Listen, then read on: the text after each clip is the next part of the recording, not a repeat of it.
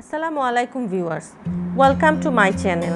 আজকে আমি আপনাদেরকে দেখাবো কিভাবে দোকানের মতো মুচমুচে রসে ভরা জিলাপি তৈরি করা যায়। অনেকেই জিলাপি তৈরি করছেন, কিন্তু বেশিরভাগ মানুষের একটা কমন কমপ্লেন যে বেশিক্ষণ মুচমুচে থাকছে না। আমার এই ভিডিওটাতে আপনারা দেখবেন 2-3 দিন মুচমুচে ভাব ধরে রাখার জন্য আমি একটি সিক্রেট ইনগ্রিডিয়েন্টস ব্যবহার করেছি। সেটা জানার জন্য শেষ পর্যন্ত আমার সাথেই থাকুন।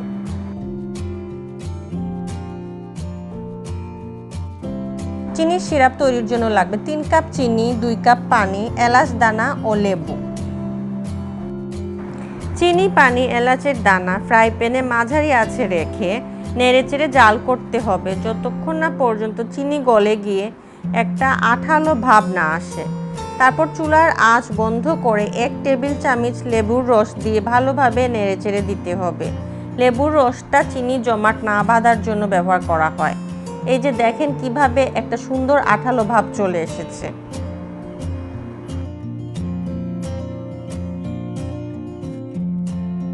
মিশ্রণটির জন্য লাগবে বেকিং সোডা, বেসন, চালের গুঁড়া, পরিমাণ মতো পানি, 1 চিমটি লবণ এবং আমাদের সিক্রেট ইনগ্রিডিয়েন্টস কর্নফ্লাওয়ার, যার জন্য জিলাপিগুলা দোকানের মতো মুচমুচে থাকবে 2-3 দিন যাবত।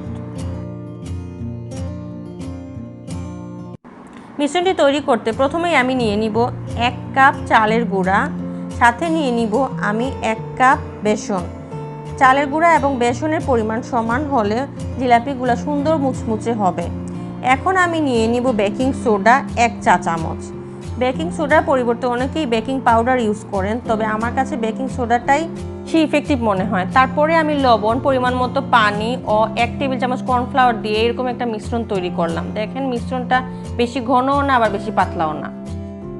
আগে থেকে চুলায় বসানো মিডিয়াম আঁচে রাখা তেলে এরকম পেস্ট দিয়ে জিলাপিগুলা ভেজে নিতে হবে। জিলাপিগুলা এরকম করে একটু উল্টায় পাল্টায় দিতে হবে এবং অপেক্ষা করতে হবে যতক্ষণ না পর্যন্ত একটা সুন্দর কালার আসছে। যেহেতু আমি জিলাপিতে কোনো ফুড কালার ইউজ করি নাই, সেজন্য সুন্দর করে না ভাজলে কালারগুলো সুন্দর হবে না।